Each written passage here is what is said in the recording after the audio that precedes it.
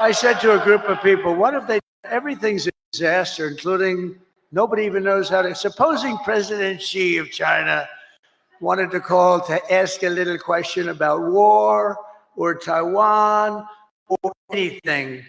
Who the hell does he call? We got a little problem in America. There's nobody to call. You know, they'll probably end up calling me. Maybe they'll call me. But no. But who do you call?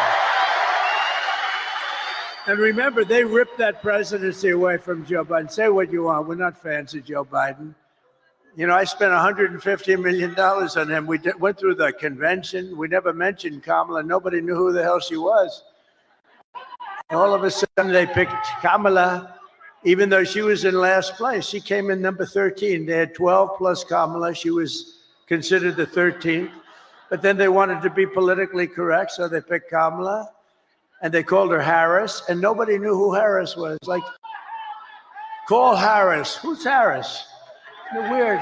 You know, it's a very nice name, but it's a strange name because nobody knows who she is as her. So we have to call her Kamala. But she was the least popular. She got no votes. She lost in the primaries to Joe Biden and everybody else. She was the first one out. She quit. The first one, 22 people. She left. She never made it to the great state of Iowa, never made it. And now we're running against her. But she's been exposed, you know, she's been exposed. She's a radical left lunatic who destroyed San Francisco. But we don't have to settle for weakness and incompetence and decline and decay. That's a nice word, decay. That's what's happened. That's a nice word, decay. Can you imagine? And nobody will question it because it's true.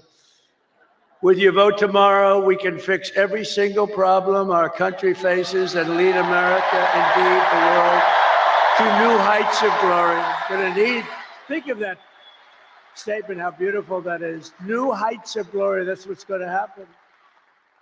When we win the election and we're really, well, look, the ball's in our hand.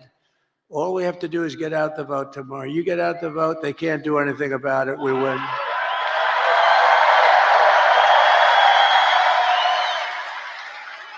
One of their top people just got on television. I was coming in and they said, these are not looking good, these numbers for them. This is very troubling. At least he was honest. No, all we have to do, if we get out our people, it's over. There's nothing they can do about it. It's nice when you have it, right? You know?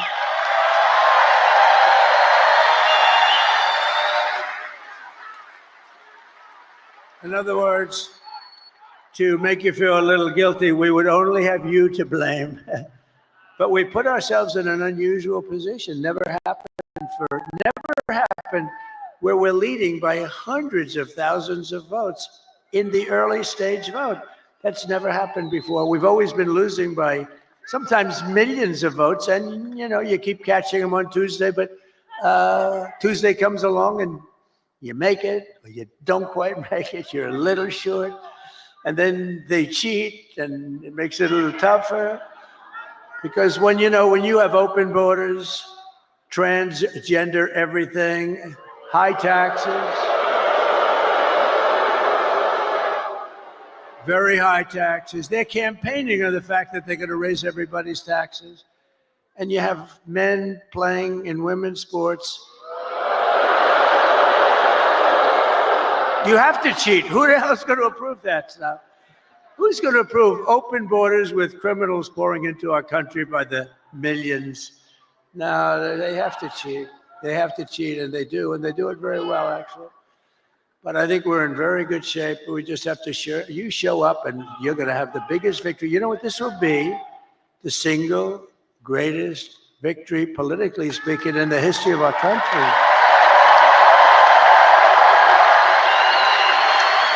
And when we win the election, only one day from now, do you know how that sounds?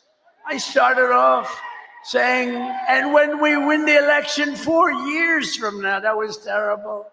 That was so depressing. When we win the election 4 years from now. Then I said 3 years and 2 years and 1 year. Then I said 6 months, and I said, ooh, that's starting to get a little close. And then I said 5, 4, 3, 2, 1 month. And then about 3 weeks ago, when we win the election in 21 days, it just seemed very far away. And now I say when we win the election tomorrow, can you believe it? Can you believe it?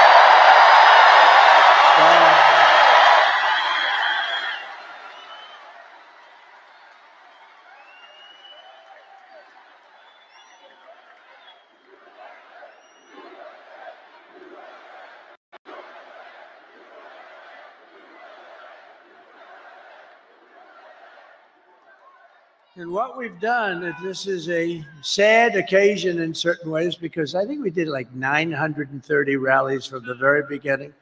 That's a lot of rallies. And remember, if you make one slip up, and I'm a person, as you probably noticed, I have this beautiful speech. I haven't really even gotten to it yet. One of these moments, I'll start giving you some beautiful things to listen to, and honestly, some terrible things to listen to. Terrible. What's happened, what they've done to our country is horrible, horrible. And by the way, don't you like a president that doesn't need to use a teleprompter? Isn't there something refreshing?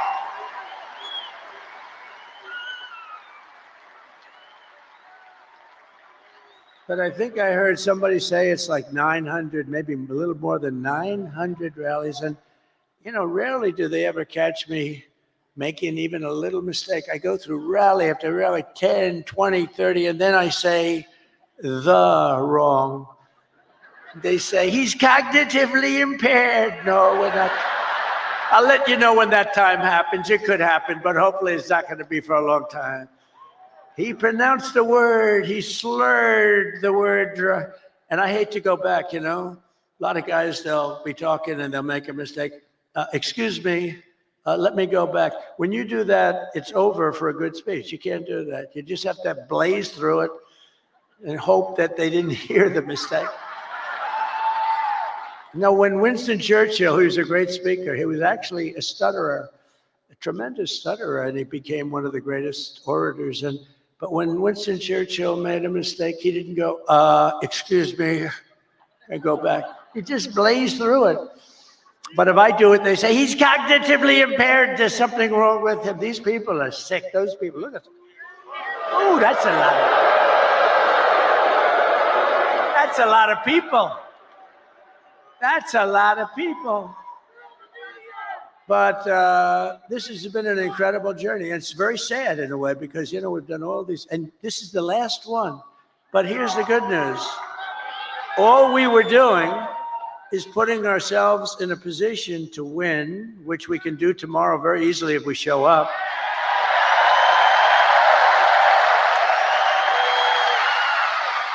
Just so you know, if we show up, they can't win. They can't. They mathematically can't win, because they're so far behind. If you don't show up, I guess. But here's the one thing I will say. Show up anyway, but they have no enthusiasm.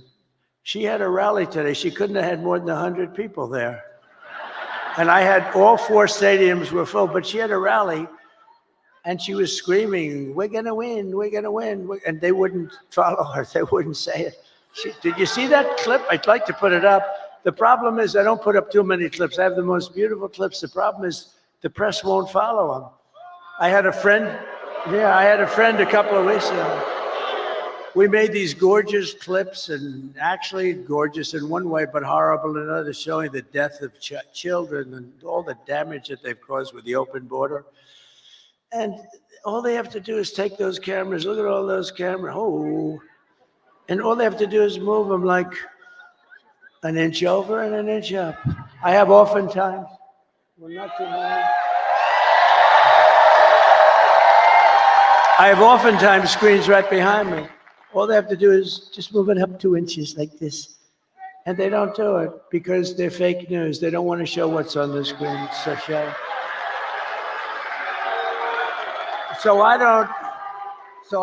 I'm having a modestly good hair day. Look at that. Look. Modestly good. Not the best. I'm not thrilled, but it is what it is. No, it's great. But what I do see behind me are beautiful people, great workers, people that are proud and they love our country. That's what I really see. Nice, beautiful. So it puts us, assuming we can win tomorrow, which I think we should be able to do pretty easily. It's in our hands, right? It's in our hands. It's totally in our hands. Oh, it's today. Oh, it's today. Oh. Oh.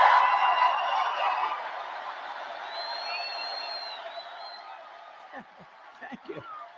That's today. Wow. Can you imagine a crowd like this at like 1 o'clock or some ridiculous time in the morning? On a Monday/Tuesday, right? Think of that. What a compliment. And it is, sir, she had nobody at these rallies. That's a poll. Look, Mr. Wall, look at Mr. Wall over there. This guy. It was always my ambition to buy a suit like that and wear it one time. Well, I came in a sanitation uniform last week, and that worked out pretty good. Because Joe Biden, in one of his crazy moments, said that we were all garbage. But they've shut him down. They took the election away. They walked in and they said, you're not running anymore. You're out. They stole the election from a president. They stole the, can you imagine that? They said, you're not, they use the word coup. I think it's worse than a coup in a sense, because a coup, there's a little back and forth. They said, Joe, you're out. That crazy, horrible human being, Nancy Pelosi, who cheats like hell. She sold. You know what she said last night? She said, and there's another guy, how do you explain that guy? They say, well, we'll get ready to start impeaching him. Now, how bad are people like that? They're just trouble for our country. They're bad, sick people. They took 2 impeachments and they wasted all that time and money and energy when we should be focusing on making America great again. They're horrible people. I mean, Nancy Pelosi started with nothing. She's worth $200 million. She had a big position in Visa, and she sold it. And the day after she sold it, the Justice Department announced that they were under this massive investigation. You're a stock guy, right? They're under a massive investigation. So I don't know what happened, but I don't imagine the stock went up. History would tell you the stock went down. Did it go down a lot? It went down a lot. So they have this big position. She sells her stock. Hours after she sells her stock, they announce that Visa is under massive investigation. The stock goes tumbling down. She's a crooked person. She's a bad person. Evil. She's an evil, sick, crazy. Oh, no.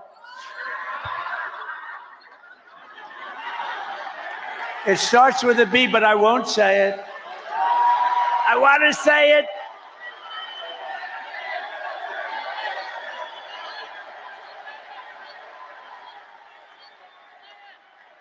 I want to say it, but Franklin Graham said, sir, I love your speaking ability and I love your storytelling, but honestly, it would be even better if you wouldn't use foul language. And I don't use much, every once in a while. And it's never a real bad word. It's, it's like never bad. And so I try to adhere, but he's wrong about one thing. It is a little better when you use the foul language because there's more emphasis. No, but these are bad people. These are bad. Adam Shifty Schiff. I call him pencil neck. He's got the smallest neck I've ever seen. He's got about a 4. And he's got the biggest head. So I don't know how the neck can hold the head. He's an unattractive guy, both inside and out. And this guy can end up being a senator, but don't worry, we've been beating him for 8 years. We've been beating these people. We've been beating them. They impeach me, we win. They send me down the Records Act, And we won in Florida. We won we win. But you know, we have to take a lot of time, a lot of money, which is what they want. A lot of time, a lot of money. This way we can stop the one guy we don't want to fight is Trump. We can stop him from getting the Republican nomination. And I got the Republican nomination in record time. Record time. And let's keep going, and maybe we can stop him from winning the presidency. But that's looking pretty good tomorrow, I'll tell you. They give us probably a 95. What do you think, a 95% or something like that? But don't believe it. Don't believe it. Go out and vote. Remember the story of Hillary. Just remember, that's why I tell you the story. She was in bad shape when she called me up that night. And by the way, she called up and conceded, and then spent 7 years on saying how she was a good sport. Oh, she's a lovely person, Crooked Hillary. But you know what? She's smart. But she wasn't like, she lied a lot. I mean, a lot, but nobody lies like this Kamala. Kamala, he will not ever frack in Pennsylvania. My whole case is fracking, and he will open the borders immediately. No. I'm going to close the borders. However, if people want to come in, they can come in legally. They have to come in through a process. We need people.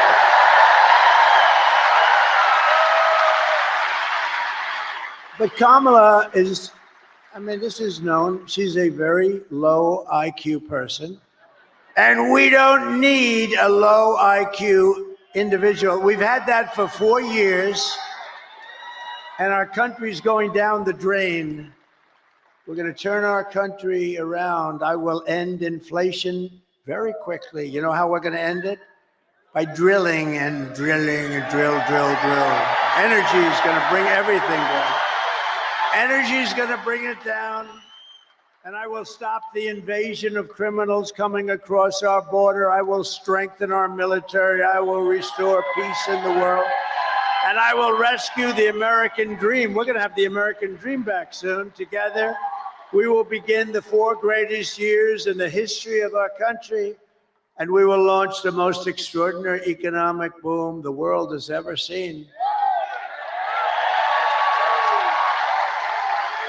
If you vote for Lion Kamala, you will have 4 more years of misery, failure, and disaster our country may never recover from. I don't believe that our country can take any more of this without just gone. I don't believe it can take any more. It's going to be, can't take this. This is abnormal abuse, And I heard somebody said the wall. I built 571 miles of wall, which is much more than I said I was going to build. And you know, it really worked. Walls work. 2 things work. What are the 2 things? Walls and wheels. They're the only 2 things that never get obsolete, right? Walls and wheels. A wall and a wheel. It's always going to be around. Other things, they have the beautiful computers. You know, you buy a computer. Oh, this is the greatest. 2 weeks later, it's obsolete. That goes on. I don't know how people do it. We have the king of computers. We have the king of everything endorsed me, Elon Musk.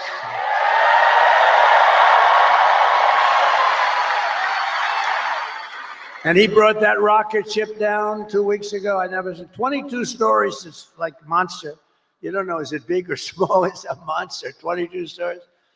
And you know that story, I've told it a couple of times. I love the story because I really, the best part is I'm talking to one of the most important guys in the world, and I say, wait a minute, could I just watch something? I see something on I have the television muted, right? I'm looking at this crazy rocket, and I saw it leaving a little while before, and it was all beautiful white. Now it's absolutely burned to a crisp.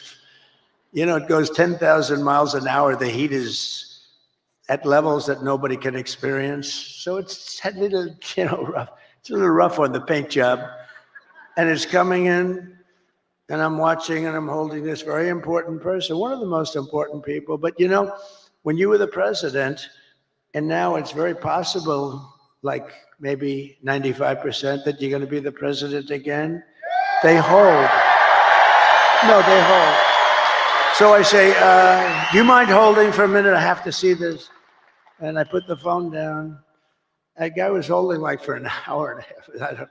He never got off the phone. I wish he would have hung up. I would have felt better. Because I picked up the phone later. I said, oh, wow. Hello? Hello. He goes, hello. Anyway, but it was so exciting. So I'm watching it. And this monstrous thing is going down, right? And it's coming down. It's first of all, it's doing all sorts of flips up in the air. I would not want to be on that sucker. I don't care how good Elon is. I said, Elon, you wouldn't get me in that ship under any circumstances. But it's coming down. It's a little rough. And now all of a sudden it starts to slow down as it gets to the ground. Then it starts to move over. Then it gets a little bit out of control. It looks like and the left part of the bottom is going to just rip that big gantry. That's this, whatever the hell it is that holds it. And it's coming in. Oh, and I didn't know it was Elon's. I just assumed, he loves this stuff. He's in a class. But it's coming in and it's going to rip the gantry. I say, oh, this is bad. This is going to be bad. I close my eyes. All of a sudden, wow, you have this massive flame coming out of the left-hand side of the bottom. It was these big jet engine. It pushes it away, and it's coming down, and then it settles into a plate, and then those arms grab it like you grab your baby, just like you grab your little, and it hugged it and just put it down, and there it was. There it was.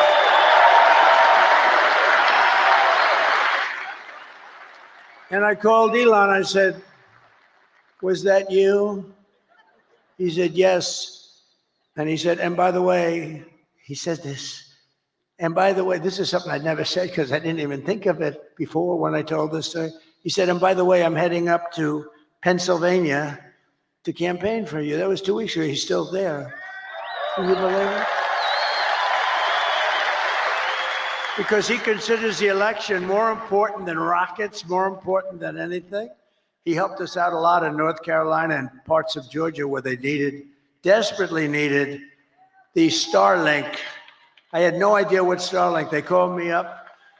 They called me up in Georgia. Elon's incredible. He has Starlink. He's got everything has to do with stars and stuff. Very complex stuff. No, he's amazing. But, sir, I know that you know Elon Musk because I read your endorsement. He says the most important endorsement he'll ever make. It was such a nice thing. And he said he wants to help. And I didn't know he was going to help to this extent. He went up. He won the big case today, too. He won the case. Huh? Because I don't know, he did something that I don't know what he was doing, but he did something with lotteries. And, he's in a different. He's amazing. I'm going to do lotteries and this and that and make your life fun. And he's having a good time. He usually is in a lab and he's happy there. All of a sudden, he's escaped the lab and now he's out. And the public adores him. He's a great guy. The public absolutely adores him. But the man from North Carolina, great guy. North Carolina was hit so hard with the water. The hurricane was essentially a massive pile of water. It was a big water hurricane, the biggest we've ever had.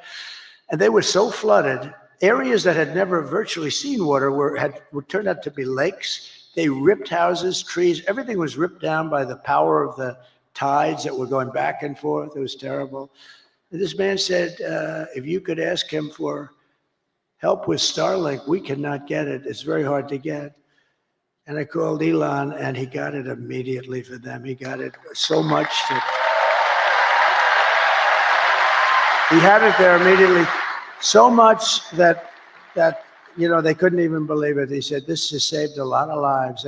They had no communication in North Carolina, which, by the way, we're leading. In fact, somebody said they picked up stakes. There's no more ads. There's no more. That's usually a good sign. That's usually a sign that they're not going to win. But one of the reasons they're not going to win is because FEMA did such a bad job. So FEMA, we had a great FEMA. We did good. But they spent most of their money, as you know, on illegal migrants coming in. They spent so much money that they didn't have the money to take care of the people from North Carolina. But we will be there on January 20th, because on January 20th, that's when you assume that. But They pulled up stakes. Historically, when you pull up stakes and stop advertising and leave, historically, you're in pretty good shape in this state. Is that correct politically? Because I haven't done this as long as some of the, as well and as long as, well, I think I've done it better, actually, because I ended up being president, so I probably, but some of our great politicians have done this for a lot longer than me. So let me ask you, all of these senators, and when you pull up stakes and leave, historically, Doug Burgum was so incredible. He really is, isn't he? Is he a class act? His wife is much better.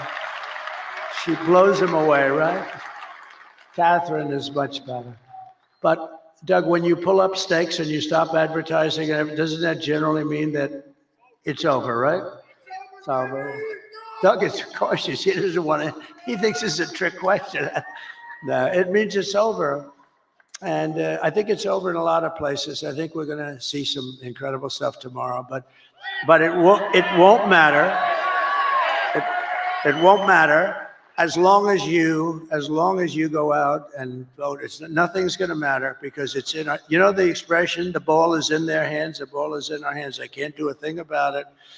And now you're going to go out there later today.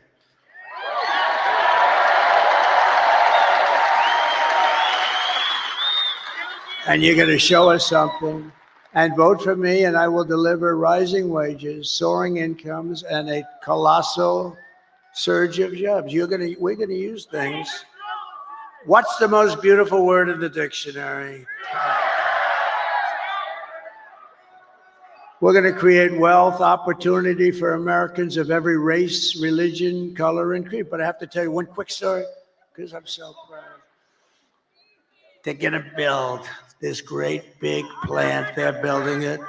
They're going to build it. China's going to build a plant, and it's going to destroy Michigan, destroy it, destroy Detroit.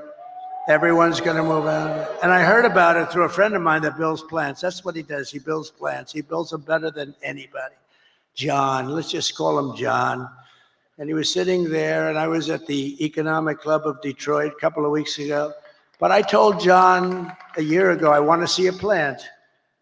And he said, well, I'll have to take you to Mexico. I said, I don't want to see a plant. I want to see a plant here. I want a big one.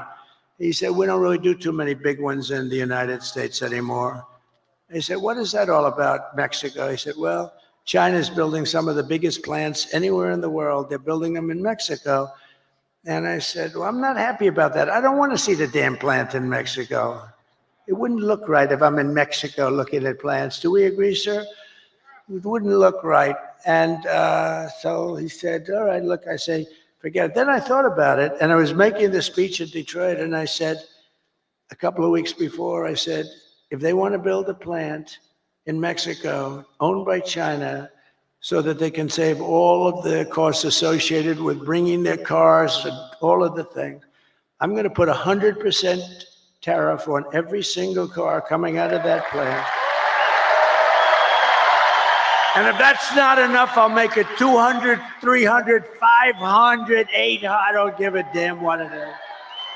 And they're not going to have one car made in that plant that ever crosses that border, which is right next to them. Anyway, so I see John in the audience, and I gave them that notice a little before, and it was public. And I see him, and I send my people. I say, after I speak, make sure he comes to the back. I want to see him backstage. So I see John. I say, John, how's that big monster plant that's going to rip apart our country, but it's going to hurt South Carolina, Tennessee, and all the other places that do a lot of cars. It's going to hurt everybody. It's going to hurt the country. How is that plant doing? He said, sir, they've given it up because they think you're going to win, and they think you're going to tariff them, and they think they're going to lose their share. And sir, they've given up that plant. It's not going to be built anymore. So I saved Michigan and I saved Detroit, and we're going to let them build that plant. But you know where we want them to build it? Right here, we want them to build it. And then they won't have any tariffs to pay. They won't have any tariffs, and they're going to use you to operate that big sucker, and they can build as big as they want with no tariffs. I said, let them know we'd love to have their investment. They're going to build it right here in Detroit, or at a minimum, they're going to build it someplace in the United States, and they won't have any problem. So that's a So I saved Detroit and Michigan a lot, that alone. And I did that without even being president. How about that? They said, he's going to win.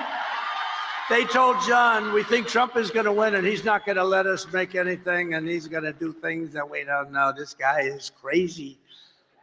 Because, you know, I charged China hundreds of billions of dollars in taxes and tariffs.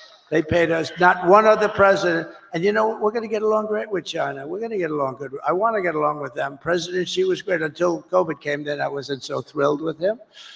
But we did a great job in that. You know, we went back. Nobody knew what the hell it was. We did a great job. We get credit on our military. No wars. We did no wars. I had no wars. Remember when crooked Hillary Clinton? Remember when crooked Hillary was screaming during a debate, he's going to charge wars, he's going to have wars, he's going to prosecute wars all over the place. Look at him, he's a very volatile person. I'm actually not. I'm a very calm person. She's the one that's volatile. But he's a very volatile person. He'll say, no, I stopped the wars with my being volatile. Nobody had a war. We didn't have any wars except that we finished a war that we had. We beat ISIS. 100% of the ISIS caliphate was taken down. And it was done in a matter of weeks. When our stupid generals, our terrible generals, you know, the guys up top, like Milley, like Kelly, real losers. Kelly was dumb as a rock. I'll never do that again. I let people, I say, give me a letter of resignation. Yes, sir. I would like to say, they said, just give me, you know, Biden never fired anybody. That's why he never had a bad book written about him. No, and also, number two, nobody cared. When I fire somebody, every major publisher in the world, will you say something bad? I had one person who was so complimentary, sir, you're the greatest president that ever lived, blah, blah, blah. Then she gets a show, but they only want to hire her if she's, I have all these letters, there's never been a better president. She goes in the show, I didn't like him, he was terrible. What a terrible human being. These people are sick, but you know what? All we can do is keep winning. That's all. Win, win, win. But a vote for Trump means your groceries, such a word I hear all the time, because I do like to mix it up with people, more so than my consultants. I think the people are much smarter than my consultants. My consultants are good, but I get much better. Like people say groceries, right? I haven't used that. You know, such a sort of an old term. They say my groceries are so much more. I haven't, you know, the term is just like an old term. And it's a beautiful, but they say about my groceries were so expensive, they'll be cheaper. Your paychecks will be higher. Your streets will be safer and cleaner. Your communities will be richer. And your future as an American will be much better than it ever has been when I get in. Because this will be the golden age of America. And that's what I'm calling it. I'm telling the press. I hope you put it in. Isn't that a beautiful phrase? The golden age. I like to brand things, like I brand Pocahontas, and you know, I do a lot of branding. I'm one of the greatest branders in the world. A lot of them were Republicans, but they're all now friends of mine, so I can't talk. Some of my greatest branding was on the Republicans during the primaries, but they're all friends of mine. Most of them, some of them, yeah, most of them are. Most of them are, but you know, I don't talk about that. Once the battle is over, I take those words, I put them away permanently in some cases. On occasion, I'll bring them back out.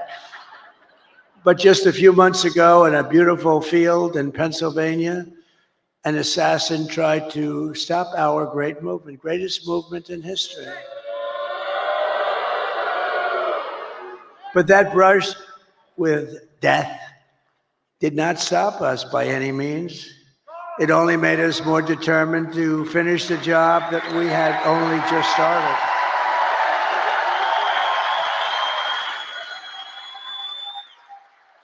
That was not a pleasant day, I will tell you. That was not a pleasant day. But many people say that God saved me in order to save America. Many people, I've seen it so many times. And with your help, we will fulfill that extraordinary mission together. We're going to fill it together. We are going to fulfill it together. It's a beautiful expression, and I think it might be true. I have sons that are here right now, Don and Eric, and they're great people, but they're really great shooters. They're like top of the line shooters. They know so much about it. They say it was almost impossible for somebody, yeah, a miracle. It was a miracle. That's the miracle right up there, right? But I didn't realize that. But from the distance that they say it was a miracle. Well, if I didn't turn to the right to look at that beautiful graph that we had up having to do with illegal immigration. So illegal immigration saved me, can you imagine? And speaking of that graph, let me see that graph. I love it so much. I love it. I love it. I hug it and kiss it every night. I take it to bed with me. My wife thinks I'm crazy. I bring it to bed with me. Look, if I don't put that up, and it's never there, it's always there or there, but usually it's on the left. So if I look to the left, I'm gone. If I looked over there, but it's like, something happened. Something happened. Something up there happened. No, but think of it. So I said, just like I did right now. The shooter's right there, right exactly 90 degrees. That crazy guy, right there. And I said, let me see the graph. I said, what the hell was that? But if I didn't turn, it goes a little, it's not good. You don't want to see that. So it was a miracle or a gift from God, maybe. Crazy. And when Don and Eric, who are really great shooters, they heard that, and then they heard the gun. They know exactly the gun. The AR-15.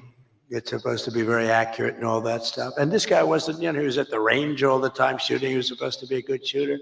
They said a bad shooter would hit it almost every time, a bad shooter. Don said it's the equivalent of sinking a 1-foot putt. That he put it in golf terms. I said, that's not good. Because for those that don't play golf, it's almost impossible to miss a 1-foot putt. And so it's amazing. So they were shaken up. They couldn't believe it. They actually said God did that because they didn't believe that they could. Now, it wasn't a miss. I mean, it ripped the hell out of it, but I consider that a miss. It ripped it up pretty good, and it was a very bloody mess. And the doctor, who was great in Butler, he said, sir, I want you to go with me to buy a lottery ticket because I've seen this. I've been doing this for 35 years, sir, and I've never seen anything like it. I've never seen anyone come out of it with that gun from that range. I said, he said, I want to buy a lottery ticket with you tonight. And I said, well, doctor, let's not do that. Let's see if we can get this sucker stop bleeding. But he told me the ear is the bloodiest part. You get hit in the ear, something to do with cartilage. So they thought I was hit all over. I said, I wasn't hit all over because I was down.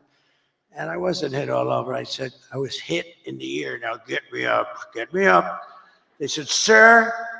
And they were touching all over this place because it was so bloody. They said, sir, you've been hitting I said, I'm telling you, it's funny, when I was, the word surreal, right? When I got to the White House, I was standing right outside and then inside the Lincoln bedroom, the bedroom of Abraham Lincoln, his wife, his son, Tad, who died actually as a very young boy, very young. It was a very rough time for them. They were suffering tremendous melancholia. They called it, they were melancholia, they called it, not depression. It's the same thing, but in those days they call it melancholia. But I was in the Lincoln bedroom, so famous, all the furniture just the way it is. And he was very tall, he was 6'6". That's like the equivalent of a Baron Trump today. who's a lot taller than 6'6". He's a good-looking guy, but he is tall. And but he was 6'6". In those days, very unusual, but he was tall. And then you put his hat on, which was another foot, right? So he was a pretty tall guy. But the bed was very long. You could see it was elongated. But I was there, and it was like a really surreal. I was with the First Lady, who was very popular, who got the #1 book in the country. Can you believe it? Paul Moreno, go buy it. Go buy that book. Go buy that book. It's great. I was a little nervous when I started reading it. I said, this could be very bad for me. Releasing a book before the election could be very dangerous for me. But no, it's a great book, and she's a great writer, actually. She wrote a note at the convention. Remember the note she wrote?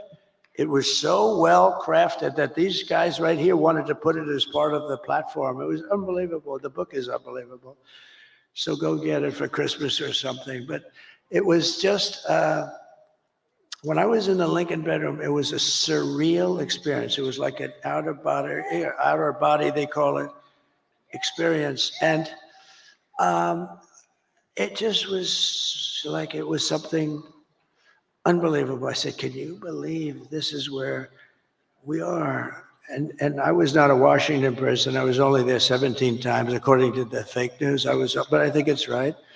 I was only there 17 times in my entire life. I wasn't, and I was a New York guy, which, now I'm very much a Washington guy. I know the good ones, the bad ones, people. I know the dumb ones, the smart ones. I know a lot about the people. I didn't know anything about the people. I had to rely, and we did great. We had mostly great, the trade people, the war people. We had a lot of great people. But when I was on the ground, there was no surreal experience. I knew I was shot in the ear. And I was telling Secret Service, and let me tell you, they were damn brave. I went down fast because, I looked, there was blood all over my hand. I said, this is not the normal situation. It's either the largest mosquito in history or I got hit by a bullet. And I followed my hand down, and I think people were also shouting, get down, get down. I think it was. But I went down, and I'm telling you, I had, I guess, 7 Secret Service agents follow me. They were very brave. I'm telling you, those bullets were flying over our head. And, you can't forget that. Can't forget that. Those bullets, and I heard those bullets going. I said to somebody, how fast were they going? They gave me some mathematical number. I said, no, I want to know in miles per hour. And I think it was 3,200 miles per hour. Think of that. A car, you're going fast at 70 or 80. These are 3,000 something. And those suckers were going over my head. There were 8 of them total. It was a total of 8 shots fired. And then it was a shot by a Secret Service sniper. Amazing, 1 bullet he used. But I think we also had help from one of the police snipers. He hit the stock of the gun or something, and we appreciate that very much. But it was amazing. But when I was down there, I was totally aware. I said, no, get me up, because I was speaking in front of a massive, you couldn't even see the end of it. Now, when we had the celebration honoring Corey, the firefighter, great guy, when we had that celebration, we had 101,000 people. And that's when I really got to see that's where I really got to see the real Musk, because I invited him up. And he's always like in a lab. And it's almost like he was released. And I said, you have to come up here, Elon, just come up. And he looked out and he was so happy. I think he loves people. And he started doing jumping jacks and stuff behind me, right? He was so happy. I think he's going to run for office against me. I'm very concerned. No, he's great. It was great. But he was so happy. And it was a great celebration. But when I was down, there was no feeling like I had in the White House. I totally was aware of everything. But had I not made that turn, I wouldn't be with you tonight, and that would have been bad. And I hope that's right. I hope that God did put me here to to really save this country. Because this country's in big, big trouble. This country's in big trouble. I hope so. To every person and every citizen across this land, I am asking for the honor of your vote. I don't want your money.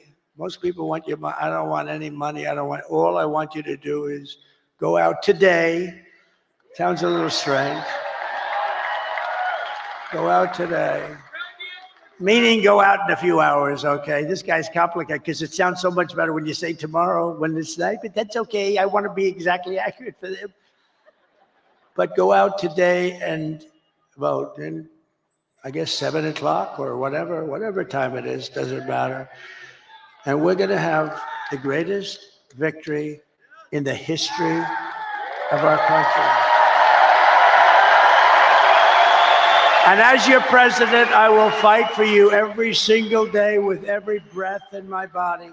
Together, we will save this country, this great country that we love. We will defeat the corrupt system in Washington, because I'm not running against Kamala. I'm running against an evil Democrat system. These are evil people. I wasn't running against Biden either. He was stuck in a basement. I didn't even run against him. I mean, no, we're running against a very evil system, and we have to defeat that system. And America's future will be an absolutely incredible one.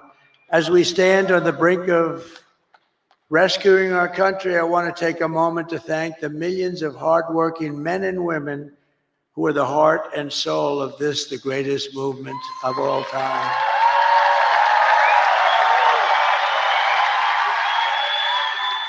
Because it's you much more so than me, frankly. You're incredible people. You built this country, and you're going to save this country, but you're incredible people. You're really incredible people. And as I said in the very beginning, this isn't my campaign. This is your campaign. This is a great campaign that's now it's 9 years, and we've been fighting side by side every step of the way. We've been together. That's why it's not even hard. People say to me, like very successful people, how do you stand up and talk in front of these people? And it's sort of easy because they're love. It's love in these rooms. I just left Pittsburgh, Pennsylvania, fly up here, and the love was the same. It's such love, and it's not hard to do. It's, it's much harder to do when you have people screaming at you.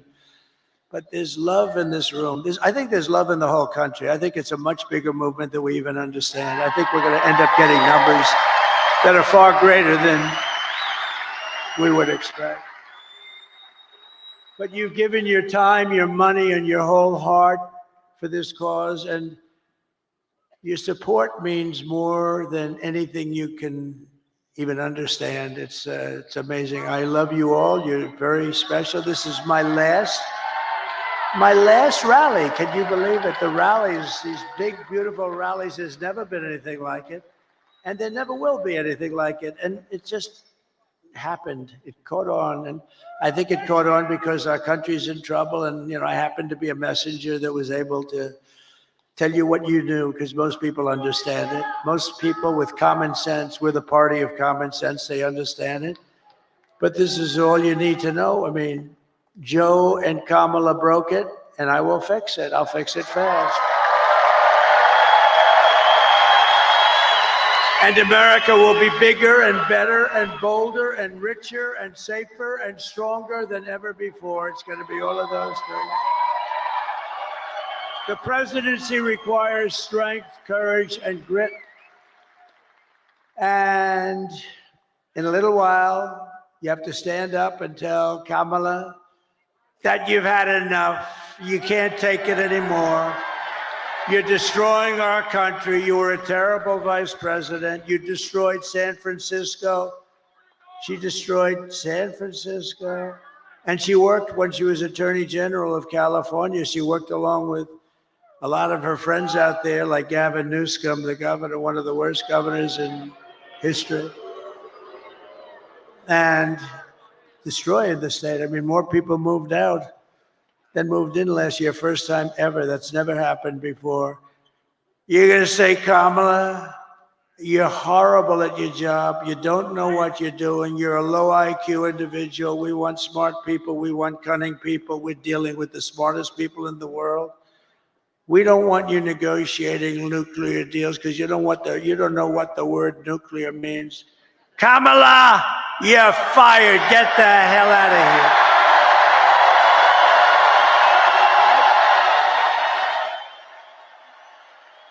here. You're fired. Get the hell out of here. You want to ruin our country. If we win Michigan, we win the whole thing, the whole thing. Over the past 4 years, Kamala has orchestrated the most egregious betrayal that any leader in American history has ever inflicted on our people. She was given the authority to run the border by Sleepy Joe because he wanted to go to bed and he wanted to sleep. He had only one thing he wanted to do, and that's sleep. So he made her the border czar. Now she's trying to deny it. By the way, the Border Patrol 2 weeks ago gave us the strongest endorsement you've ever heard. They said he's the greatest president in history and the best president on the border by a factor of 10. And I said to them, does that mean I'm better than Abraham Lincoln and George? What? Yes, sir, you're better than both of them. I had one problem. I had one of the guys that came up and, they all, like 10 guys, they all made speeches. He's like 36. He said, sir, you're the greatest president in my lifetime. I said, I like the first guy better. I like Lincoln and Washington better than 36 years, right? But he meant well. But you know what? In terms of the border, what we did, we built all that wall. We built an extra 200 miles. They could have flipped it up in 3 weeks. You know that. It was all built. They sold it for scrap metal for 5 cents on the dollar, so much. And that's when I realized they actually want open borders. She has violated her oath, eradicated our sovereign border, and unleashed an army of gangs and criminal migrants from prisons and jails, insane asylums and mental institutions. And these people are all coming into our country. Are you okay down there? Is somebody hurt? Oh, is somebody hurt? Oh, I saw you looking on the floor. I thought somebody was hurt. Oh, okay. We don't want our people to be hurt, right? We don't want that.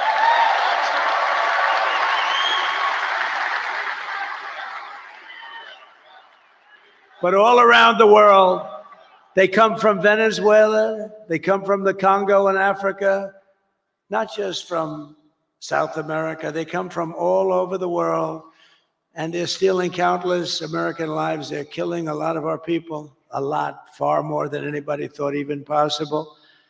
The day I take the oath of office, the migrant invasion ends and the restoration of our country begins. It begins immediately. The United States is now an occupied country. Who would have believed somebody that's running for president and perhaps will be president in less than 24 hours or...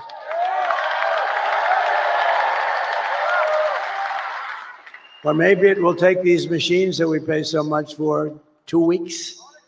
Can you believe it? You know, if you used very highly sophisticated watermark paper, it's more sophisticated than the machines. Paper, highly sophisticated. Okay, if you used paper, and if you used voter ID, and if you had 1 day, and you, in addition to voter ID, you have a proof of the fact that you're a citizen of our country, which would be nice. You would have the results tabulated like in France. They had 37 million people. The results were tabulated at 9:30 in the evening. They had a winner, they had a loser, and they went home. And here's the other thing. I know nobody's very cost conscious anymore. 8% would be the cost compared to the cost of these very highly complex machines. And Elon Musk told me, he probably knows more about computers than any man in the world. He said that Machines don't work because they're easily violated. Now, this is the smartest guy in the world, the guy that runs rockets with computers, and saying the computers are far more important than the engines. I mean, nobody knows anything like this. But if you used paper, it's 8% the cost of the other. It's more accurate. And you don't have 12-day waits. And then what the hell's happening in the inside of those machines if you wait? We want the answer tomorrow, tonight.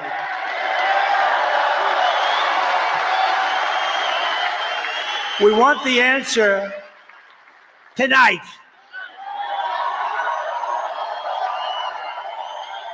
They spend all this money. They spend all this money, and old-fashioned paper is much less expensive. And you know what? It's more accurate. It's much better. Something's going on with this. I mean, what the hell are they doing? But we don't want to wait 10 days, 12 days, 3 days, 2 days, or 2 hours. We want the answer tonight.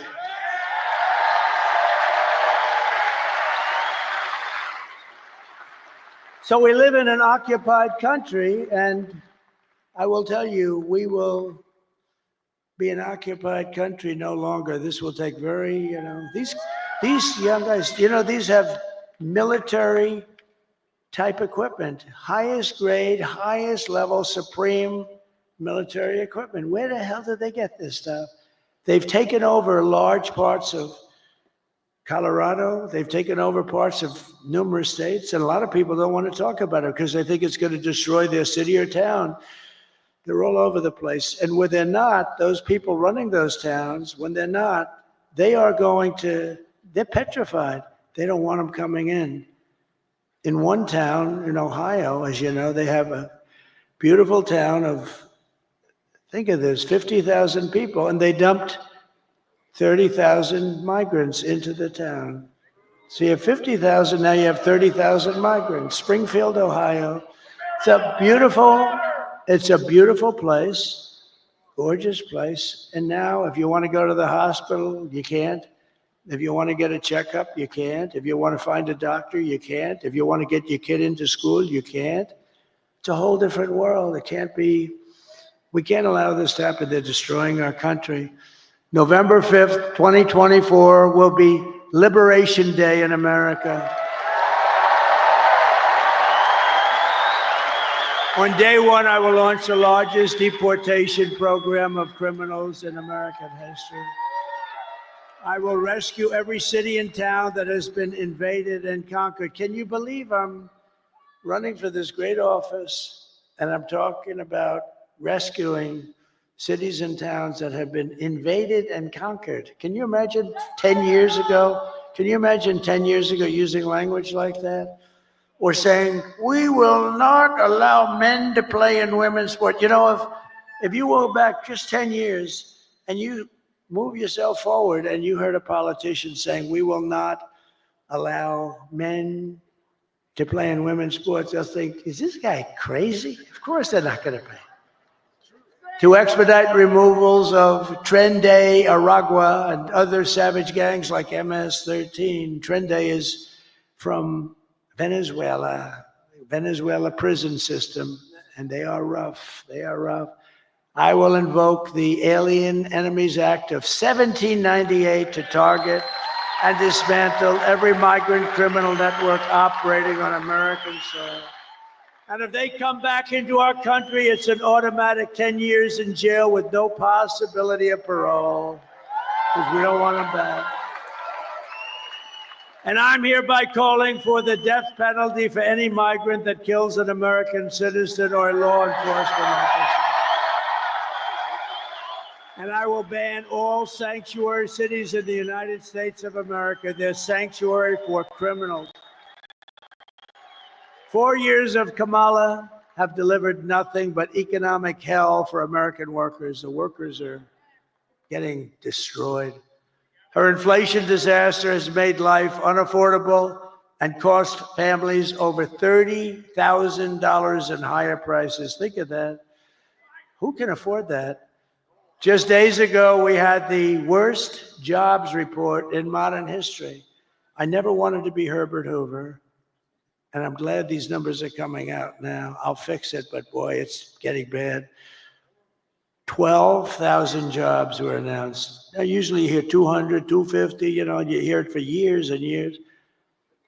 12,000 jobs. And then they became frauds. It was a fraud on the country because they made up numbers. 30,000 private sector jobs were killed in a single month, and nearly 100,000 manufacturing jobs have been wiped out since just the start of the year. You don't hear these numbers from the fake news. 150,000 Americans joined the unemployment rolls in October. 150,000. These are depression-type numbers. And nearly 250,000 people dropped out of the labor force. Just think, a few months ago, they fraudulently claimed 818,000 jobs were created, when in fact, there were none. They said 818,000 jobs were created in our country, which kept us, and what that did is it kept us like, okay, it wasn't great, but it was like not record shattering or anything, but it was a lie. And they thought they'd be able to get away with it until after the election, and then announce after the election that they made a mistake. These are bad people. Fortunately, there was a whistleblower who I think should be entitled to an award. Could you imagine if it were me and we lost the election, and then a few days later they say that the job numbers are being revised by almost 1 million people? And now they've just revised it again. On top of the 818,000, 112,000 fake jobs were just announced. So you add that up and it's almost 1 million fraudulent jobs were announced. And nothing happens. These guys don't report about it. If I was talking about 2 jobs, it would be like front page on every newspaper. They cheated, and it's fraud. When they make mistakes, they make them for 2,000, 3,000. There was never 818,000 jobs right before the election were announced, and they turned out to be a fraud. And they were going to announce the revision after the election was over. What the hell kind of an election would that have been? So I want to thank this whistleblower. Meanwhile, 100% of the net jobs created in the last year have gone to migrants. Think of that, 100%. 100% of the jobs that were created went to migrants, not to people. And I'll tell you what, your black population is being devastated by these people. They're taking all the black population jobs away. And they should announce those numbers before the election also, because frankly, what's happening there, you're going to see some bad things happen. They're taking their jobs, and the Hispanic population is going to be next. You watch. It's horrible. But if I win, it's going to be not so horrible because we'll fix it. These are depression-type numbers, and that's where we're heading if she's elected. And if she's elected, we're talking about a 1929-style depression. Under my leadership, we are quickly going to turn this economic nightmare into an economic miracle. We're going to make it a miracle. We will make America wealthy again, and we will make America affordable again. And we're just one day, meaning a half a day, sir, away from the best jobs, the biggest paychecks, and the brightest economic future the world has ever seen. But you must vote. Gotta vote. You gotta vote. Kamala's plan will impose the largest tax hike in American history. I've never heard anybody campaign. I've done this stuff for a long time, but I've been involved for a very long time supporting candidates. And candidates are always saying, we will reduce your taxes, efficiency, all this stuff.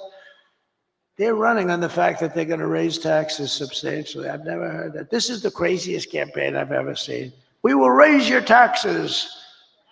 Vote for us. Mondale, he says Mondale. I think you're right. We're going to raise your taxes, but they're going to do that on the typical family, American family. They're raising the taxes more than $3,000 a year.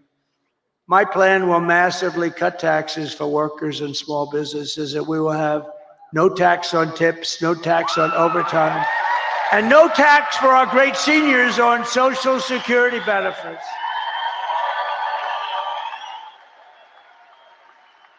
To rapidly reduce inflation, I will end Kamala's war on American energy, and we will drill, baby, drill. We're going to drill, baby, drill. And I will cut your energy prices in half within 12 months. Okay, when that happens, everything's coming down. The donuts are going to come down. The food is going to come down. As we say, the groceries. I just told the story in Pittsburgh. A woman, elderly, goes to a supermarket and takes 3 apples and brings the apples to the counter. And then she realizes that the price went up yet again. And she doesn't have the money for them. And she excuses herself. She walks back to the refrigerator, puts the apple back in refrigeration, and walks back and buys the 2 apples. That shouldn't be happening in our country. That should not be happening, and we're not going to have it happen long. I will cancel Kamala's insane electric vehicle mandate. And I will make interest on car loans fully tax deductible. So how about that? Nobody, people, the most brilliant people, is that Scott Bessent over there? Where's Scott? Scott, stand up. He said he's one of the most brilliant people on Wall Street. Do you agree, Scott, that you're one of the most brilliant people on Wall Street? Because everybody else says it. He's too shy to say it. But you know what his theory is? The stock market is the only sign of life, and it's only going up because everyone thinks Trump is going to win the election. And others too. I'm seeing it a lot. I think they're following your lead. But I appreciate that confidence. It's very nice. He's a brilliant guy. But so they call up and they say, brilliant guys are calling me up. And they say, where'd you come up? On a car loan, we're going to give people, we want to develop the car business in this country. In a car loan, we're going to give people the right to deduct interest, but only if the car is made in the USA. What the hell do I care if a car is going to be made in? If a car is going to be made in Japan or China or someplace else, what the hell? I don't care if they buy it. I want them to buy cars. So think of that, what that's going to do for Michigan. So if a car is made in Michigan, you get a big deduction. That's going to be somebody. So I started just with the deduction. Then I thought to myself, why should I give them a deduction to buy a car that's made in China or Japan or South Korea? Well, I don't, look, I mean, they're wonderful people. Everyone's wonderful, but I want them to be built here. So then I came in with that little extra tip, and it says, but you only get the deduction if the car is made in America. Isn't that like cool? And hopefully right here in Detroit and Michigan would be great. We're thrilled to be joined by your next senator, Mike Rogers. Mike, thank you very much. Thank you. You're doing great. This guy is doing great. He is amazing. I think I'll tell you, it's hard to beat some of these people because they lie. I heard she's another one. She's going around saying she's very close to Trump. She agrees with Donald Trump on the tariffs and the wall and this, but she never agreed until about 2 weeks ago when she was losing, right? No, she's doing, but I have about 6 of them. They're doing that. They're doing that against Bernie Moreno. They got a guy running against him, Sherrod Brown. I love President Trump very much. He's great. We're leading. I'm leading in Ohio by like almost 20 points or something. So all of a sudden they love me. They all love me. And the day after the election, he'll be calling for my impeachment. Let's impeach him. These people are sick. But we have great members, and Mike is really a talented guy, respected all over Washington. He was very successful. And I hope he can represent you because he's going to be one of the stalwarts. He'll be a leader. Thank you very much. And also members of Congress, John Joyce, Bill Heisinger, Tim Walberg, John Molinaire. I saw you guys Very good speech you guys made. Boy, you really were rocking them, huh? You guys, very different styles, but tremendous talents and really good. Thank you very much. You really are tremendous. You have a great bunch here. I don't say that with all states. Some states I'm not so thrilled, but that's okay. And governors, Sarah Huckabee Sanders. Where's Sarah? She's so good. She is so great, right? Proud of her. I saw her father the other day. I served on a panel with him. And I said, you know, Mike, I think you're great. He endorsed me when I was running. He gave me a 4-page endorsement. And I think the endorsement was put out before I finished my speech. And I said, you know, you're great. He said, well, I appreciate that, but my daughter is far greater. How about that? Is that nice? My daughter is greater, he said. And he's not a man without an ego, I will tell you, right, Sarah? But he said, my daughter is greater. That's beautiful. That's a beautiful thing that he said. He's an incredible guy. And Doug Burgum, who's become one of the real stars of the party. And Catherine, stand up. I first noticed Doug by looking at Catherine. She was riding a horse in an ad. I said, who the hell is that? But I don't look anymore. No, beauty doesn't mean a damn thing to me anymore. It doesn't mean anything, but I did notice there was a woman, and to the left there was a man riding, but I didn't notice him so much.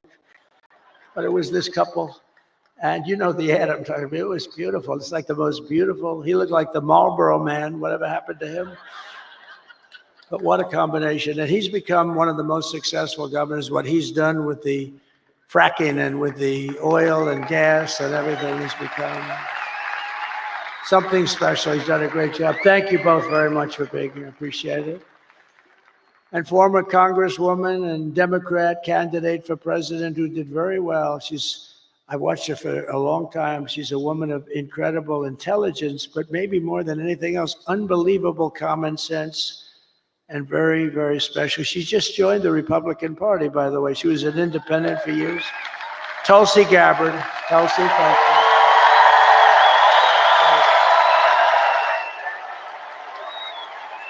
Great.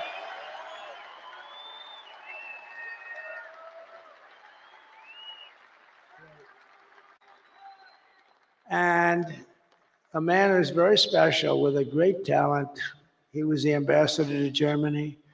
And I'll never forget when I took him out, the happiest person in the world was Angela Merkel.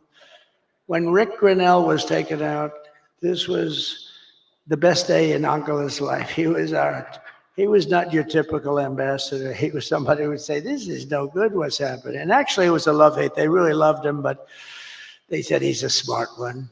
He was wise to what they were doing. Rick Grinnell, where's Rick? Thank you. Thank you, Rick. And a woman who ran a very good race. It was a hard race because, you know, she believes in things and she believes in them very strongly. And I say you always have to stick with your beliefs. It's very tough. I told her it's very tough, but she's a hell of a woman. She had a father who I knew. He was a steelman. He was in the steel business. He was thankful when I put the tariffs on because we saved the steel industry, and he was a real pro. He passed away, but he was a great guy. But he'd be very proud of his daughter. His daughter's an incredible woman. Tudor Dixon. Thank you, Tudor. Thank you. We miss your father, right? What a great guy he was. And then we have a woman who drives extremely fast. She can drive a car. And, you know, just very successful, won races, but she's very successful. It takes tremendous courage and strength and everything else. It takes everything. I think driving those cars at 220 and 240 miles an hour, boy, you got to be brave. Probably have to be a little bit crazy, Danica Bradrick, right? You have to be a little crazy, right? But it's Danica. Such an honor to have you involved, Danica. Such an honor. She's so smart. We were talking about, I just can't believe it how I was asking her questions on the plane over about, how do you do it? How do you do it? Because, you know, they had me in one of these cars that start the race and I'm sitting in the car and we're going like 60 miles less than what you travel at. And I'm saying to the driver, you okay? He was okay. But it's an honor to have you involved. You're really special, a really incredible athlete. She's an incredible athlete. And another person that was very honest and very talented and doing an incredible job, but she was extremely honest. And sometimes you can be honest and it doesn't work out, but it's actually worked out really well because she's doing phenomenally well, better than before. Sage Steele, thank you very much, sir.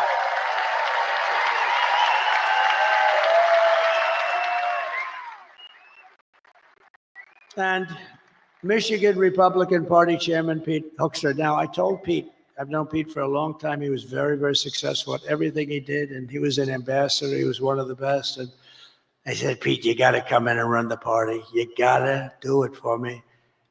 And it was not that easy. He has a lot of options, and he came in, and I mean, I think we're going to have a great result later.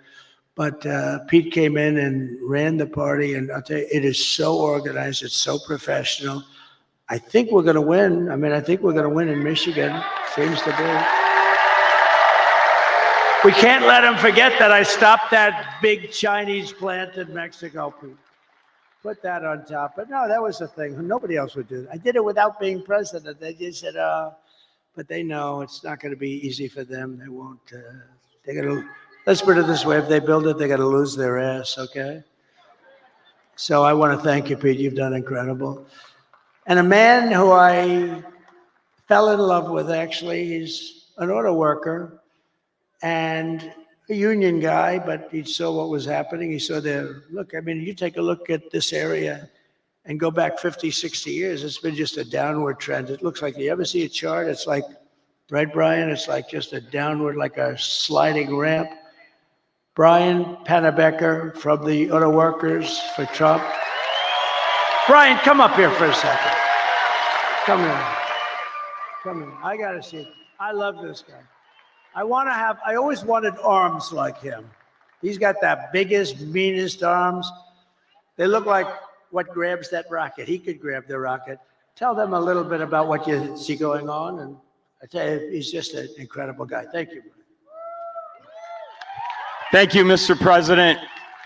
It's an honor to be here at your very last campaign rally. I gotta give a shout out to Scott Hagerstrom right out here. He brought me to Novi when you were holding a rally there in September of 2016. You were a candidate before you were president, and I got backstage and got to meet you. And I told you the little song about Macomb County, home of the Reagan Democrats. I said, Mr. Trump, if you come to Macomb County and ask for the Reagan Democrats support, which is basically the UAW members, and I got a few of them here with me tonight.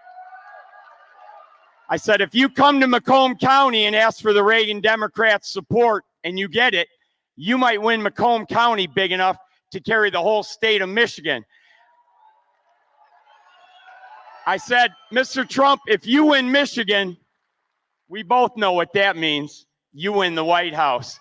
And that's exactly what happened. So we're going to do it again this year.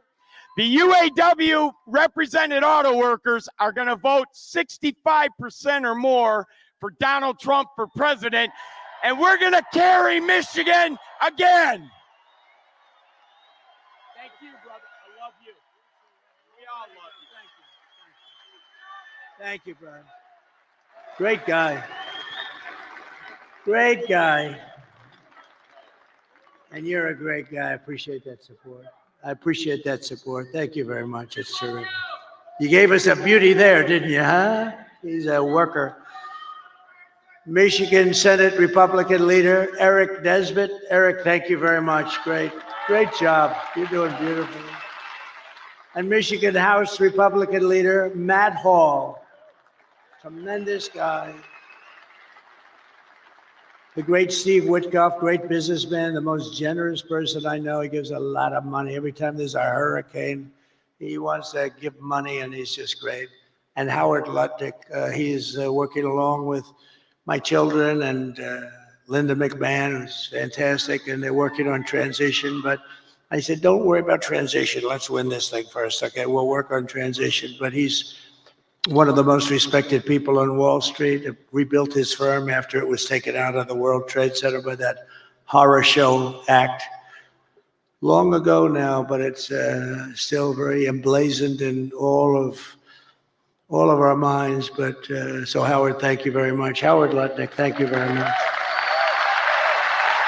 And my great children, should I have them come up real fast? Okay.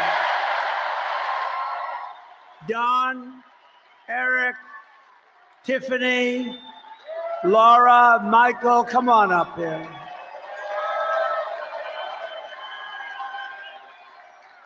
And we have Ivanka at home, sitting home, watching every second of it. And we have Barron, my beautiful boy, Barron. Barron, he knows more about computers than anybody. I closed up his computer. He said, Dad, I'll take it 2 minutes to figure that out. And all of a sudden, the damn thing opened up. I said, Barron, you got to turn it off. Okay, watch. I turn it off. It's no way. I put a separate code in. He's operating his computer. He's operating it 2 minutes later.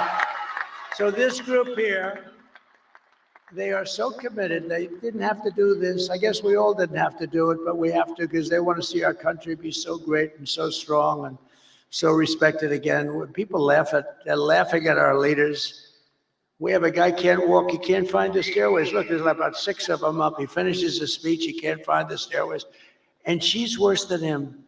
You see what's going on. Did you see it tonight screaming, we're going to win, we're going to win. And she's screaming and it's like 100 people going, what the hell is wrong with her? But these people are behind me. I love them, but they are really special. They're very talented people. And every one of them. Maybe I'll ask Laura to start and say a couple of words. Could I do that? She's the chairman of the party. Comes from North Carolina. I wanted her to run for the Senate. There was nobody could have beat her. But she said, you know, I have a great husband and I have beautiful kids and I really want to focus on them for a little while because she's been working hard. And she would have been great. And I said, who do you like? And they said, Ted Budd. And I went to Ted. I said, Ted, do you like it? He said, but I'm not going to run if Laura runs. I said, well, she wants you. She likes you a lot. And he's become a great senator, but she could have. But then she becomes like the chairman along with Michael Watley. Is Michael Watley here someplace? Yes. And I wanted, the mayor of Hamtramck is here. Come here. I didn't see, I see you. This is, you got to come up here, please. This guy has been with us almost from the beginning. He is, I'm so glad we got to see you. Hi, Michael.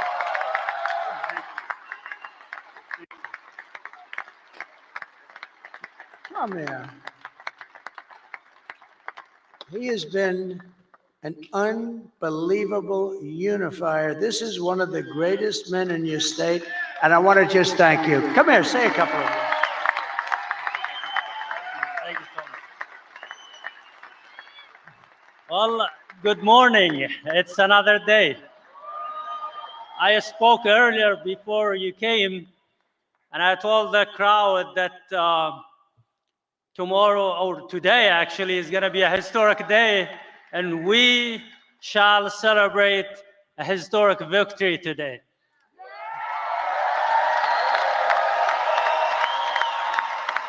I'm very proud that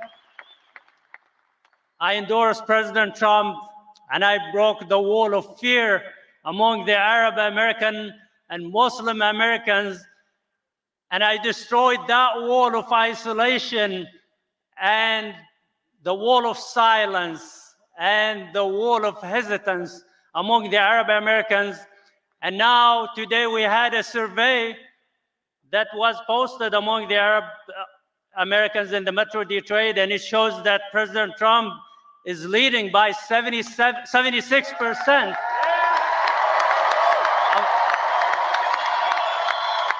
And Harris earlier had 3%, and the rest was for others.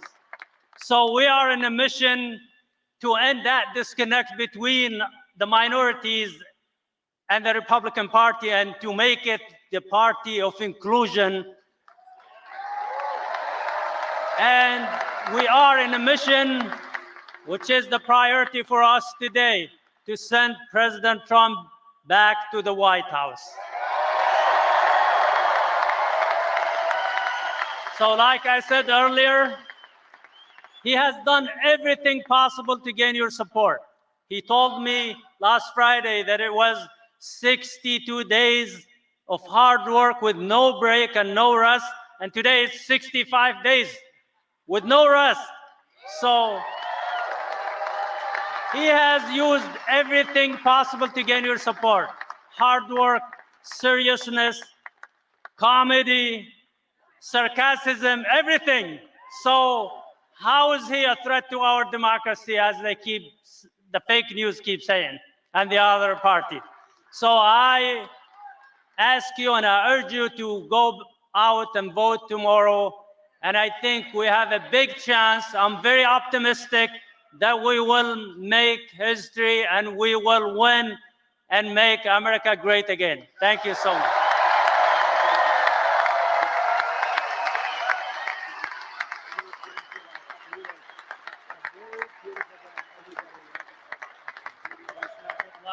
Very optimistic. Great guy. He's a great man, and I'll tell you, you have hundreds of thousands of people that follow, and that could be a very big difference. The Democrats are not happy about this. This was supposed to be their vote, and they're not at all happy. But really, a great young guy. He's a young guy, and wow, what a leader. So thank you very much. If we win this state, you're going to be very responsible for it, too, and I think we will. And tonight I did a thing a couple of weeks ago with a very smart guy and very special and a very special talent. He's got the #1 podcast, they say, by like 4 times. Joe Rogan. And a lot of people thought they loved that. It was 3 hours. Oh, it was so terrible because I did it. And I said, Joe, I got a rally of this size waiting for me in a very far away place. I'm going to be very late, like 2.5 hours late. But we kept talking. It went 3 hours and 15 minutes or something. Then when I got up there, it was cold, a little bitter, and everybody waited. Nobody left. And I explained to him, look, Joe is the #1 guy. He kept me late, but I'm doing it because we have to win. And not one person was unhappy. We had a great time. And I said, we're going to devote a lot more time. It was pretty late at night. It was worse than this, okay? I can tell you. But Joe Rogan just announced, and he doesn't do this at all. I don't think he's ever done it, but he just announced that he's giving me his complete and total endorsement to be my guy. Wow. So, Laura, would you say a few words, please?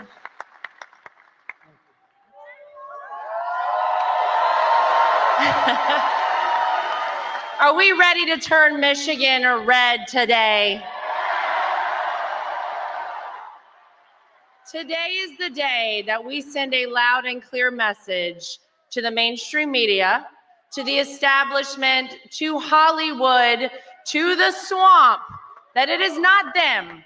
It is we, the people, who get to choose our president.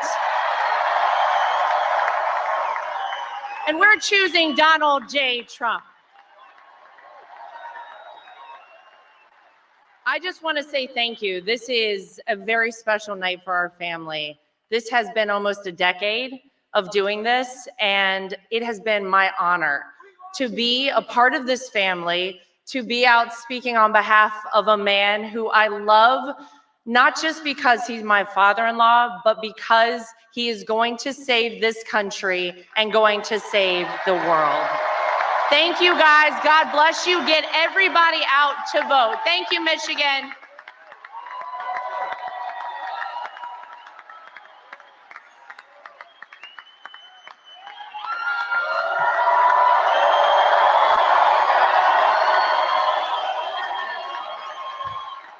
Thank you, guys. Today, when you wake up with not very much sleep, you gotta get to the polls.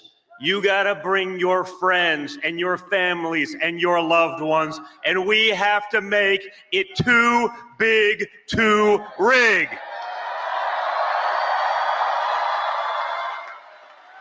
Guys, it's simple. It's a unique election. You've lived under both candidates. People like to pretend like it's not the Harris-Biden regime that has destroyed your American dream, our country, our economy, the entire world, and Western civilization. Well, you guys, starting right now, it's on you to reclaim what is yours, your country.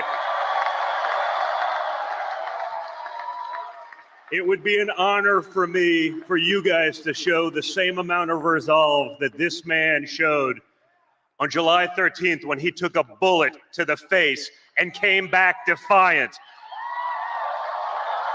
You guys take that attitude to the polls, to your text messages to your friends. If you've early voted, drive everyone you know to the polls. That resolve is what kept us at peace. That resolve is what made trade deals. That resolve's gonna save America, and it's gonna put America first again, once and for all. So guys, now it's up to you. You make our country proud like he makes us proud each and every day. Let's get it done, America. Let's get it done, Michigan. Let's go.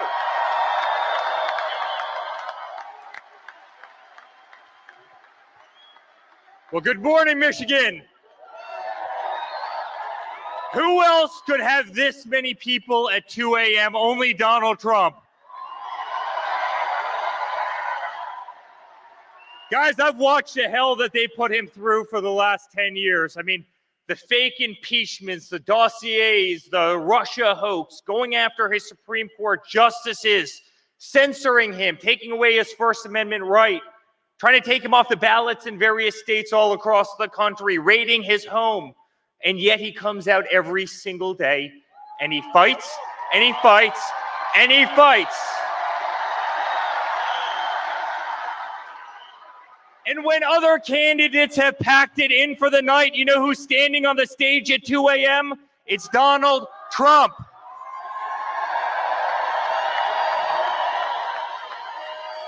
America, it's time for us to pick our fighter, and it's that man right there. And I can tell you, as a son, as a family, we have never been more proud of a person in our life. I have never been more proud to stand on a stage with somebody in my life. He's the most remarkable man I know.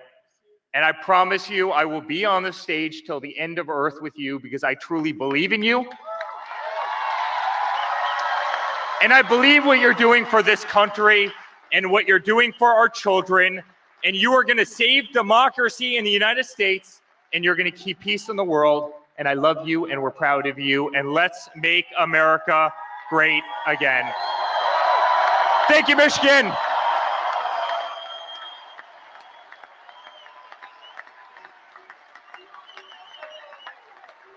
Hello. So my father has never stopped, and he will never stop working for you guys. So let's get out there. Let's vote for prosperity. Let's vote for the future that we want to have for our children and for our future generations. Thank you.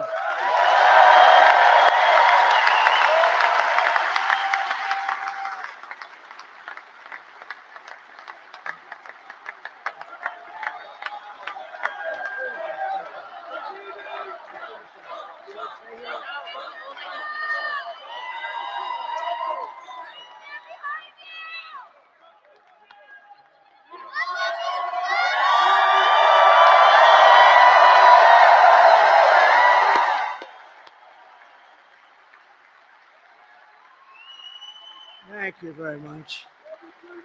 They're my kids, but I'll tell you, they're very good people. They're good people. They're great people that love our country, and they're working. They don't have to do this.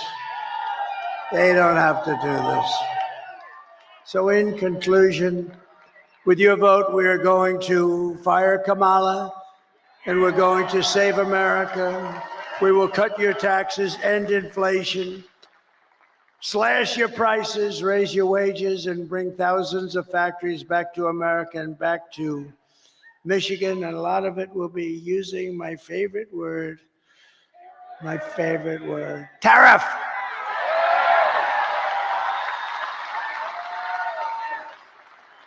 One of the things I'm going to do, I'll give you this as a little insight. I just announced it in Pittsburgh. I didn't think it's become a very big story already. So we're going to tell Mexico, you're killing tremendous numbers of our people by allowing China to send their fentanyl through your system and through your country. And we're going to give them a little period of time. But we don't want drugs coming across our border or any border. And whether it's Mexico or Canada or wherever, because they're starting now in Canada, they're starting to go up north.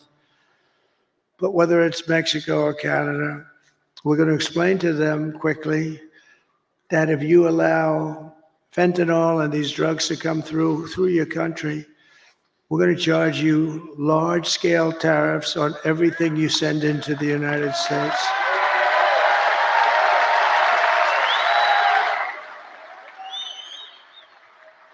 And they're making a lot of money in the United States. They couldn't exist without us. So we're going to do that.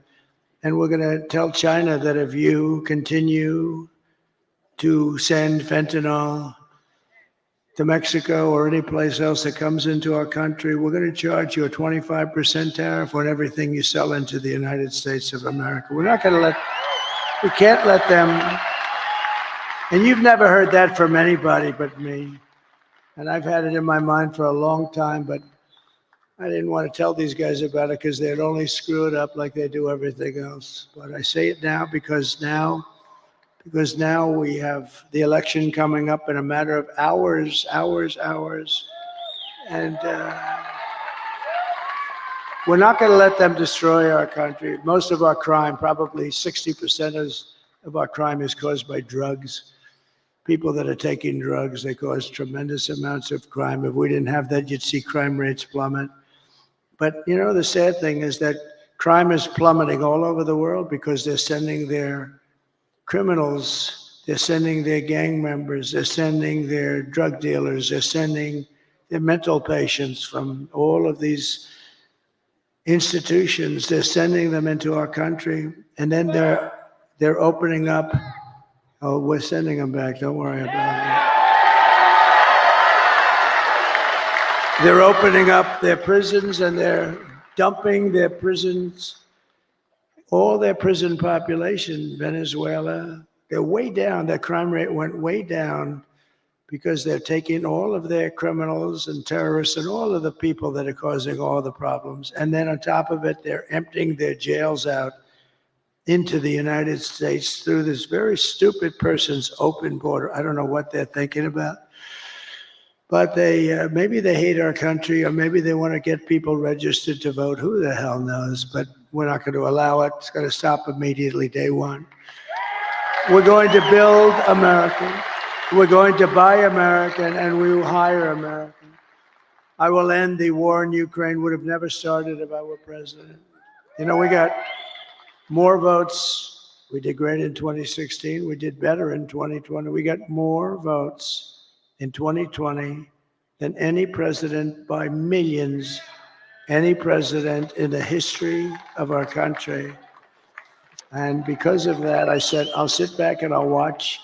And if they do a bad job, I didn't need this every time, but if they do a bad job, I'm going to run because of how well we did. And if they do a good job, I would actually prefer that they did a great job. If they did a great job, I would say that's a great thing. But I mean, he's the worst president in the history of our country. She's the worst vice president, and she got no votes. You know, they like to say to me, that's not the democratic way to go. You know, it's just a terrible thing. It's just a terrible thing. at what's going on in this country. But so I sat back and I watched and I saw all the horrible things that were happening, and you know what they are. And maybe the worst was what they've done with inflation, but I actually think the worst is what they've done with their border, because they're destroying our country. We're going to turn it around. We're going to change it really fast. We're going to have the greatest country we've ever had. I will stop the chaos in the Middle East. It would have never happened again. Israel would have never been attacked on October 7th. And I will prevent World War III from happening. I know all the players. And it's a very good chance that it will indeed happen. We will crush violent crime and give our police the support, protection, resources, and respect that they so dearly deserve. We will strengthen and modernize our military. They gave so much of it away to Afghanistan. It's so crazy. I rebuilt our military. We will build a missile defense shield around our country, all made in the USA and much of it made right here.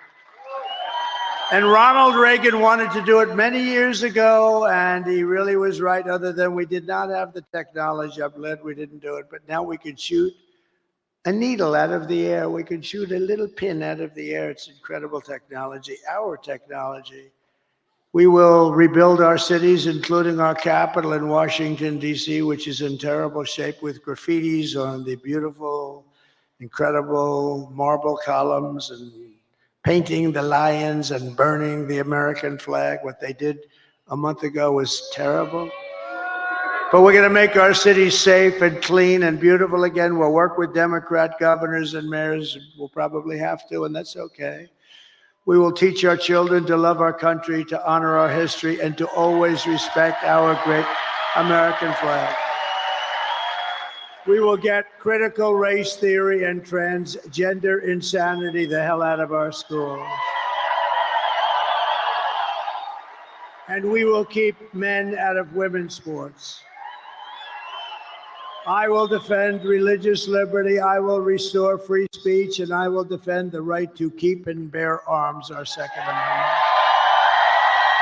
And after years of building up foreign nations, defending foreign borders, and protecting foreign lands, we will finally be going to build up our borders, build up our country, and build up and protect our citizens. It's time.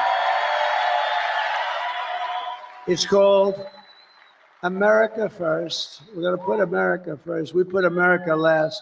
They put America last. We put America first. And it doesn't mean we're into isolation. We're not. We're going to help the world, but we have to straighten ourselves out, or we won't be able to help anything. And we will stop illegal immigration once and for all. We will not be invaded. We will not be occupied. We will not be overrun. We will not be conquered. We will be a free and proud nation once again, and that will take place rapidly. Everyone will prosper.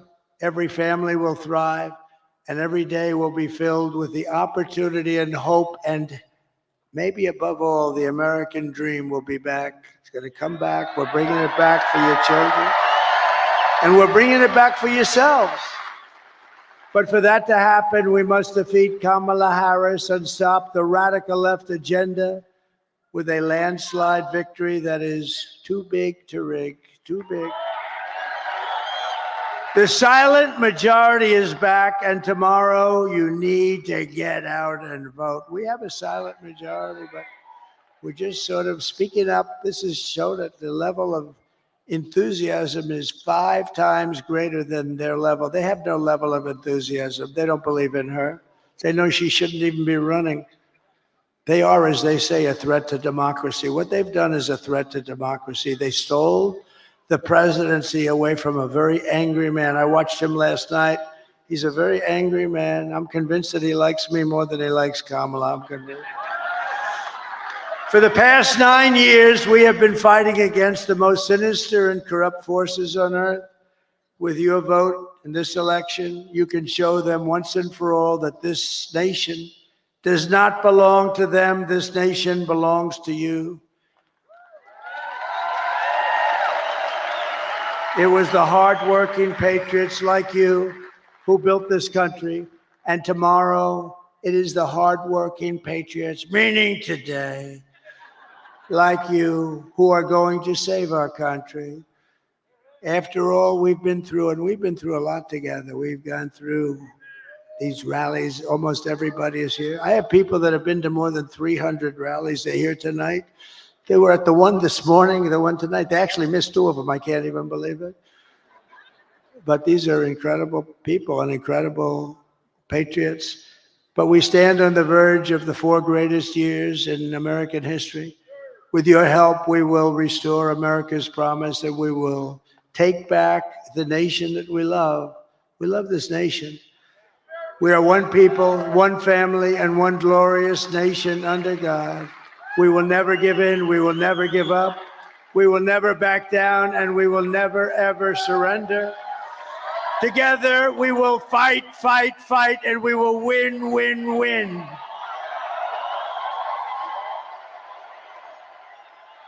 November 5th, today, will be the most important day in the history of our country. And together we will make America powerful again. We will make America wealthy again. We will make America healthy again. Bobby Kennedy Jr. We will make America strong again. We will make America proud again. We will make America safe again. And we will make America great again. I love you. I love you all. God bless you. God bless you, Michigan. God bless the United States of America. Thank you, everybody. Thank you. Great honor.